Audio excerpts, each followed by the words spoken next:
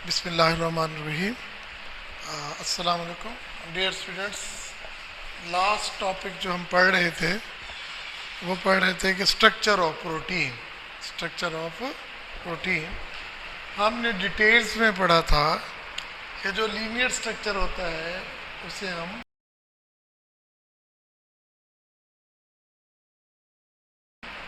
Primary structure कहते हैं। Clear? Linear structure को linear sequence of amino acid, ठीक है। इसमें सिर्फ और सिर्फ कौन सा बॉन्ड होता है? पेप्टाइड बॉन्ड, ठीक है। क्लियर? इसमें अंदर कोई हाइड्रोजन बॉन्डिंग नहीं होती। क्लियर?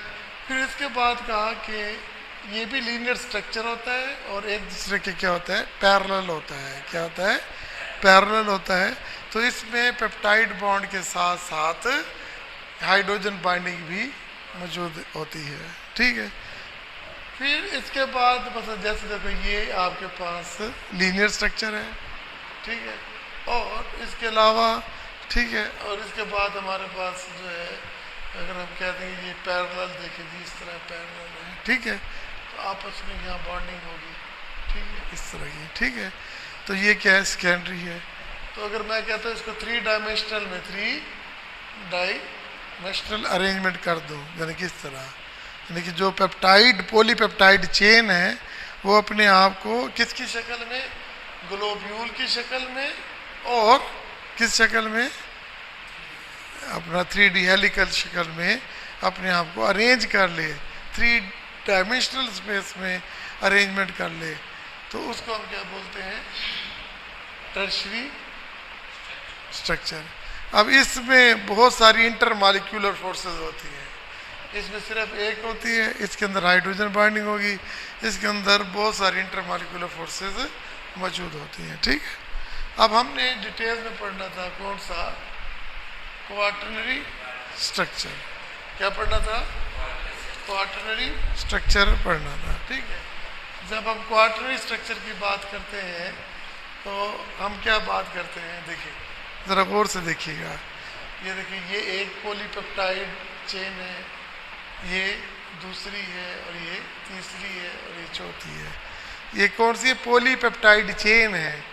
अगर ये इसी तरह की मुख्तलिफ पॉलीपेप्टाइड चेन आपस में एग्रीगेट हो जाएं, आपस में क्या हो जाए? एग्रीगेट का मतलब ये देखिए ये एग्रीगेट हो गई, आपस में एग्रीगेट हो गई। क्या हो गई? आपस में एग्रीगेट हो गई, ठीक है। तो हम इसको क्या बोलते हैं? क्वार्टर। ये एक कम्प्लेक्स स्ट्रक्चर होता है, ठीक है। और कम्प्लेक्स होने की वजह से क्या होता है बेटा?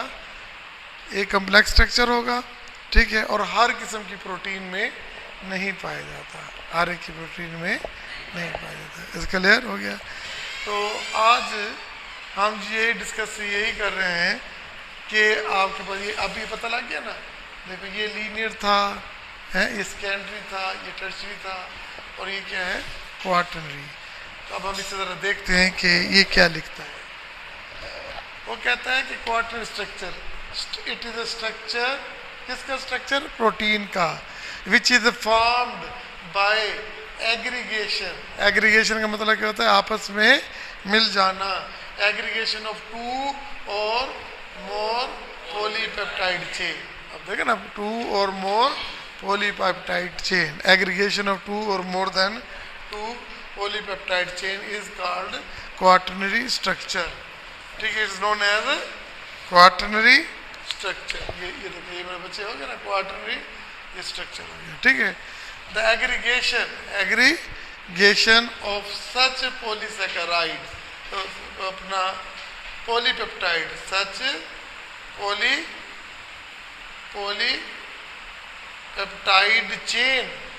Polypeptide chain to form a functional macro molecule. देखिए अब ये एक बड़ा मॉलिक्यूल बन जाएगा, इसको हम क्या कहेंगे? Macro molecule. और इसका एक अपना फंक्शन होगा। जैसे हीमोग्लोबिन है, हीमोग्लोबिन, इसके अंदर 4 चेन होते हैं, 4 चेन होती हैं, 2 अल्फा और 2 बीटा। इसके अंदर 574 अमाइनो एसिड्स होते हैं। तो हीमोग्लोबिन का काम क्या होता है? कि ऑक्सीजन को कैरी करना, ऑक्सीजन को, हाँ, मसल, ठीक है, लंग्स से ले ब्लड से लंग से लेता है ऑक्सीजन और तमाम टिश्यूज में पहुंचाता है। और कार्बन डाइऑक्साइड को वापस भी कौन लेके आता है? हीमोग्लोबिन। तो हीमोग्लोबिन क्या हुआ? मैक्रो मॉलिक्यूल हुआ। क्या हुआ बेटा? मैक्रो मॉलिक्यूल हुआ। और इसका अपना फंक्शन क्या है? To carry oxygen, to carry oxygen. और ट्रांसपोर्टेशन ऑफ कार्बन डाइऑक्साइड भी करता है, पीएच को भी मेंटेन करता है, वो हम डिटेल से बाद में पढ़ेंगे। तो फिलहाल आपने देखा ये मैक्रो मॉलिक्यूल, ठीक है बेटा। Each polypeptide chain, each polypeptide chain is known as sub unit, sub unit. अब इसमें कितने हैं पॉलीपेप्टाइड चेन? कितने हैं? तो ये 4 जो है ना, इनमें से जो एक है ये वाली अकेली, ये कहलाएगी सब यूनिट। तो इसके कितने सब यूनिट हैं? 4 सब यूनिट है। क्लियर हो गया? देखो मैक्रो मॉलिक्यूल का भी जिक्र हो गया, सब यूनिट का भी जिक्र हो गया। अब हमने इसकी 2 एग्जांपल पढ़ी हैं, एक है हीमोग्लोबिन और दूसरा क्या है? कोलेजन। हीमोग्लोबिन और कोलेजन। हीमोग्लोबिन का पता लग गया ना, ये एक स्पेशलाइज्ड प्रोटीन होती है और किसके अंदर होती है? रेड ब्लड सेल के अंदर। किधर होती है? आरबीसी। और ये रेड ब्लड सेल कहाँ पे होते हैं? ब्लड में होते हैं। किस में होते हैं? ब्लड में होते हैं। बात समझ आ गई ना? तो उसमें हीमोग्लोबिन की वजह से हमारे खून का जो रंग है लाल, वो किसकी वजह से है? हीमोग्लोबिन की वजह से। ठीक है। तो हीमोग्लोबिन बेसिकली एक कौन सा स्ट्रक्चर रखता है? क्वाटरनरी स्ट्रक्चर रखता है। ठीक है। और इसके अलावा कोलेजन। इसमें कोई बात आपको समझ ना आई हो? ओके, ठीक है, इसके लिए अब हम कुछ फंक्शन पढ़ते हैं 1 बाय 1। फंक्शन पढ़ते हैं 1 बाय 1। क्लियर? देखो मैं आपको जर्नल बताता हूँ। क्या बताता हूँ?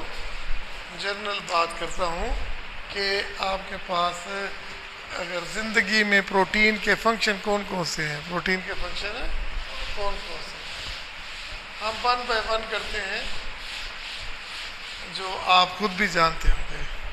ठीक है बेटा?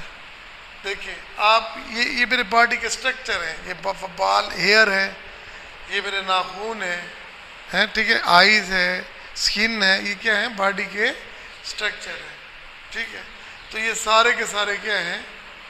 Protein in nature, protein in nature. मेरी बात समझ आ गई ना? तो इसका मतलब है कि पहला काम क्या होगा? प्रोटीन का स्ट्रक्चरल होगा। क्या होगा? क्या होगा मेरे बच्चे? स्ट्रक्चर।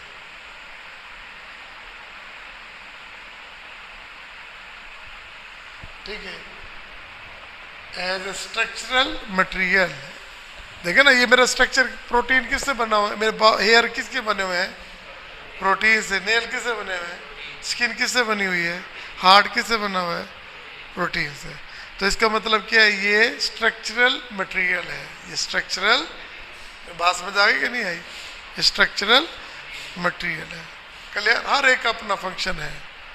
नेल सपोर्ट करता है। ठीक है ना? हम इसे बाद में जाएंगे। अब हम अपने ब्लड में आ जाते हैं। किस में आ जाते हैं? ब्लड में। ठीक है। आपके ब्लड में क्या है? एंजाइम्स है। क्या है? एंजाइम है ना बेटा? क्या नहीं है? एंजाइम है। तो ये एंजाइम्स क्या है? बायोकैटलिस्ट है। क्या है बेटा? एंजाइम्स क्या है? बायोकैटलिस्ट। कैटलिस्ट क्या होती है? ऐसी चीज, ठीक है ना, जो केमिकल रिएक्शन में हिस्सा ना ले लेकिन केमिकल रिएक्शन को बढ़ा दे, उसको क्या बोलते हैं? कैटलिस्ट। ये इनका भी यही काम होता है। ये केमिकल रिएक्शन को कंट्रोल करते हैं, केमिकल रिएक्शन को स्पीड अप भी करते हैं, कंट्रोल भी करते हैं। और ये जितने भी एंजाइम्स हैं, ये क्योंकि इंसान के जानदारों के अंदर पाए जाते हैं, इसलिए इनको बायो कैटलिस्ट भी कहते हैं। ये जितने बायो कैटलिस्ट हैं, ये सारे के सारे क्या हैं?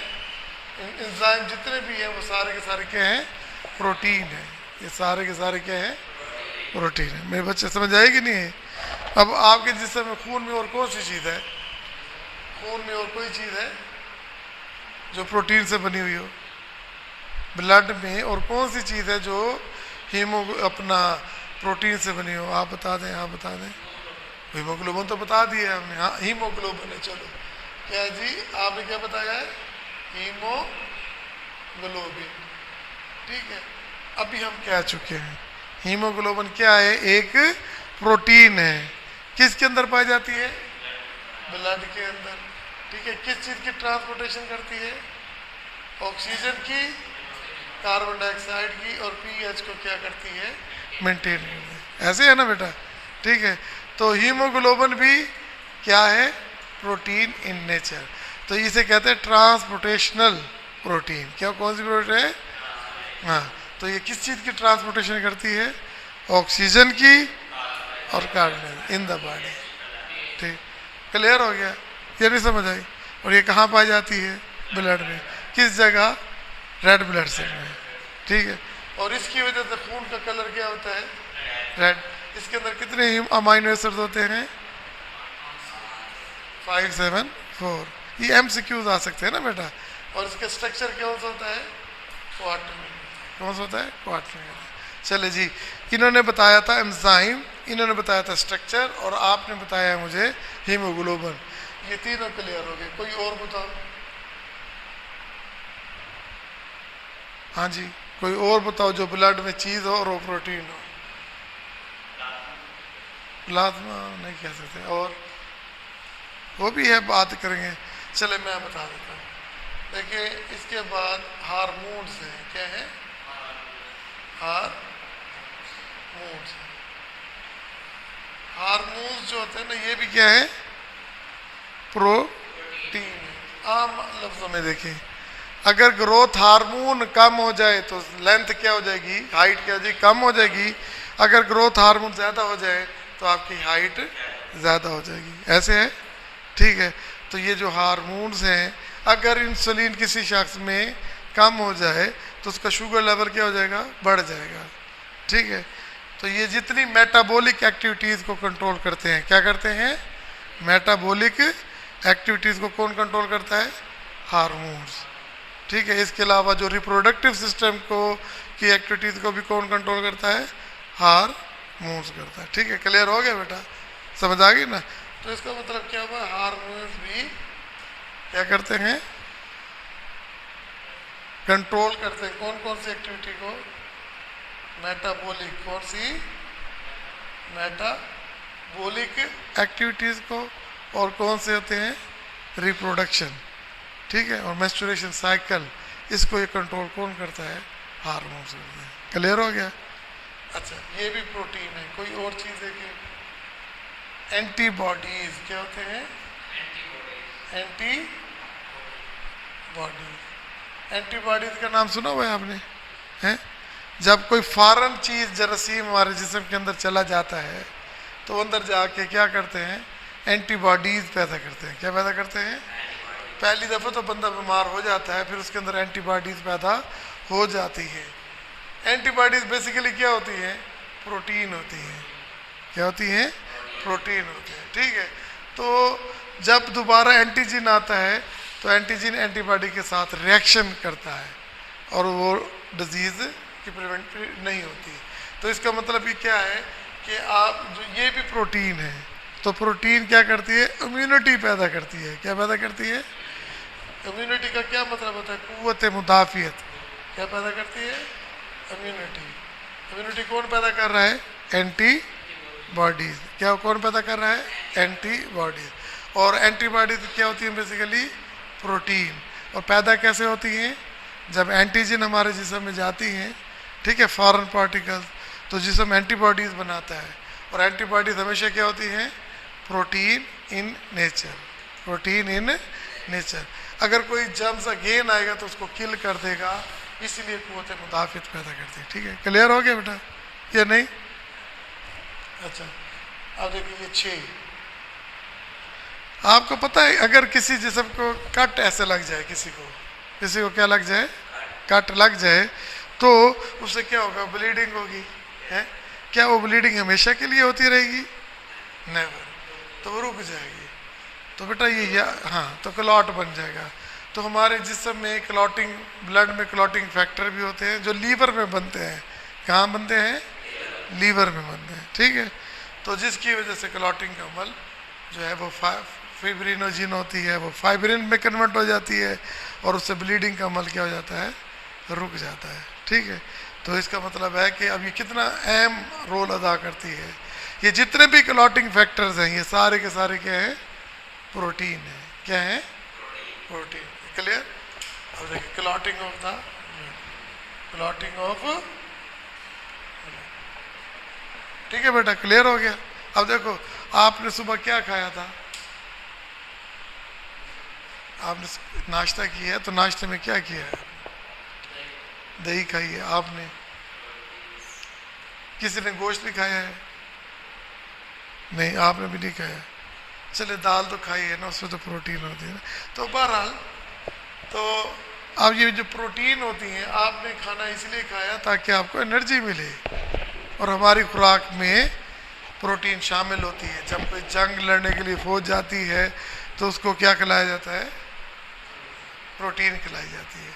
और जब आपके पास सर्दियाँ बहुत ज़्यादा पड़ रही हो तो क्या खाते हैं, प्रोटीन इंटेक ज़्यादा करते हैं, ठीक है ना। क्यों क्यों करते हैं, इसलिए protein provides energy, it is a good source of energy, ठीक है। आप जो एग खाते हैं वो भी प्रोटीन है, जो दालें हैं ये भी प्रोटीन है, तो ये प्रोटीन है सोर्स ऑफ एनर्जी, ठीक है।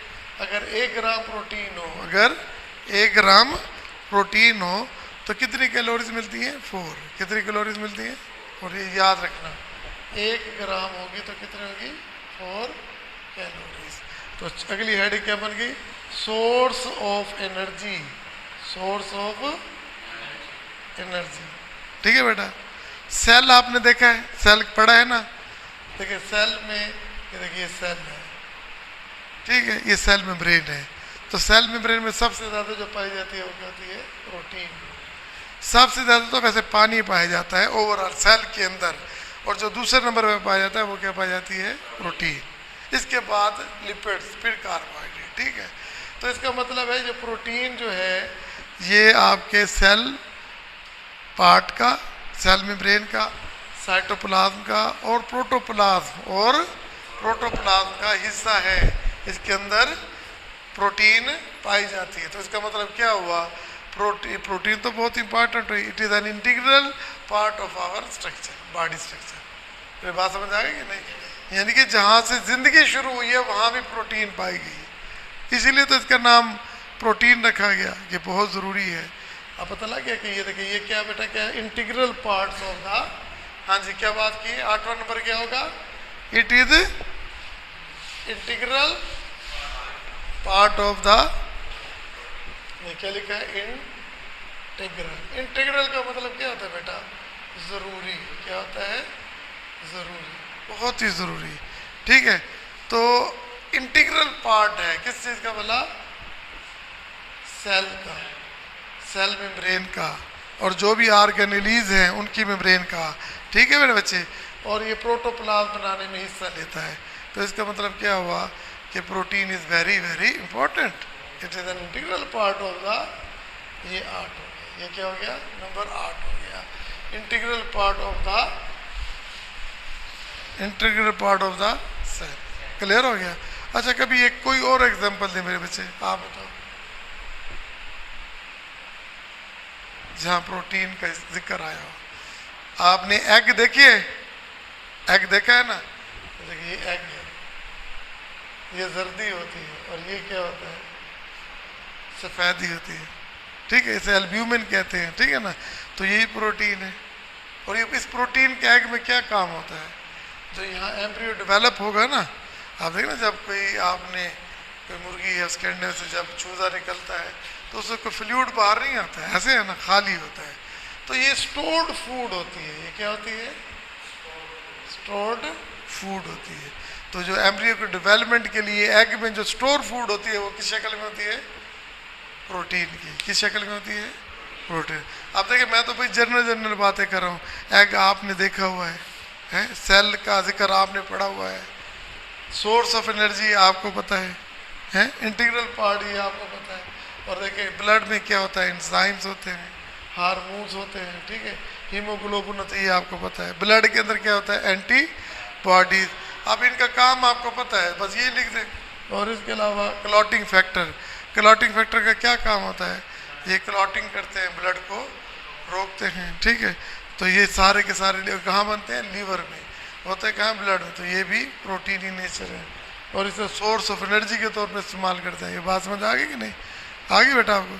और फिर हमने क्या कहा कि एग में ये स्टोर ऑफ एनर्जी है, ठीक है, क्लियर। अब देखिए एक और चीज़ देखिएगा, आपने ना मैट्रिक में पढ़ा था, ये देखिए ये स्टोन है, ये स्टोन है, ये स्टोन है, और इसके ऊपर ये डीएनए,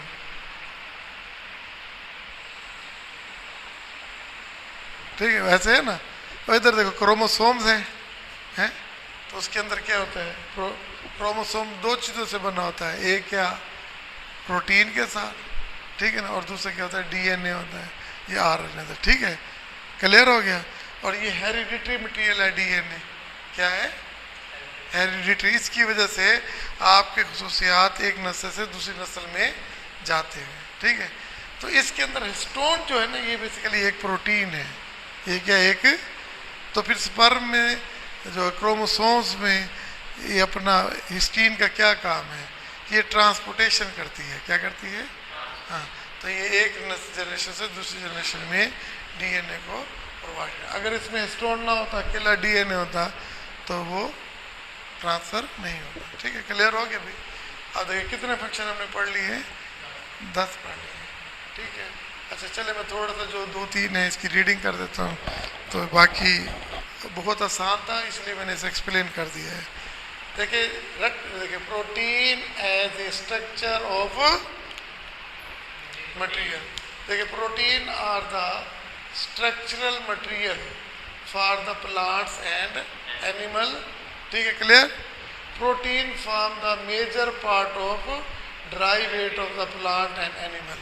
जब हम ड्राई वेट ऑफ प्लांट और एनिमल करते हैं तो प्रोटीन मेजर हिस्सा होता है, प्रोटीन इसका, ठीक है। Protein are major part of all the membrane system of the cell, membrane system of the cell, ये उसका ये एक हिस्सा होता है जो कि बुनियादी हिस्सा है। Protein take an essential part in the formation of protoplasm, ये मैं सेल में आपको कह चुका था, ठीक है, प्रोटोप्लाज्म बनाने में अहम रोल अदा करता है, क्लियर हो गया। एनर्जी सोर्स जो मैंने आपको यहाँ समझाया था कि आप इससे क्या हासिल करते हो बेटा, एनर्जी, कहा था ना अभी। देखिए कहता है कि protein provide energy to the body, ये हमारे जिस्म को एनर्जी देता है।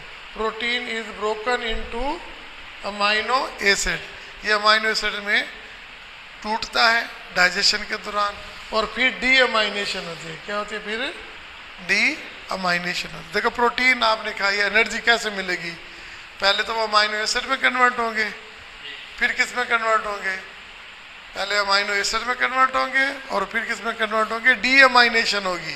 क्या मतलब है, ये देखिए डी अमाइनेशन का, ये देखो CnH2 और ये COOH, ये H और ये R, तो ये ग्रुप बाहर निकल जाएगा, तो इसे कहते हैं डी अमाइनेशन। क्या करते हैं, डी अमाइनेशन। जब डी अमाइनेशन होगी तो मुख्तलिफ प्रोडक्ट बनेंगे और वो किसी रेस्पिरेटरी साइकिल में दाखिल हो जाएंगे। जब उसमें दाखिल हो जाएंगे तो एनर्जी खुद पैदा हो जाएगी। पहला स्टेप क्या होगा, डाइजेशन ऑफ प्रोटीन, क्या मतलब है, conversion of protein into amino acid. फिर होगी उसकी क्या होगी, डी अमाइनेशन, क्या मतलब है, रिमूवल ऑफ अमाइनो ग्रुप। और जो बाकी प्रोडक्ट्स बनेंगे वो किस में शामिल हो जाएंगे, कार्ब साइकिल में, सिट्रिक एसिड साइकिल में, और उससे क्या पैदा होगी, एनर्जी। उसमें फैट भी पैदा होगी, इस तरह के प्रोटीन भी बन सकती है उसमें दोबारा, ठीक है, क्लियर हो गया ना। The compounds inter in the respiratory cycle, लिखा हुआ है ना, respiratory cycle at different stages, at different stages. फिर हमने पढ़ा डिफेंस ऑफ द बॉडी, यही पढ़ा था ना कि जी आप देखो यहाँ पे लिखा हुआ था एंटीबॉडीज, क्या लिखा हुआ है,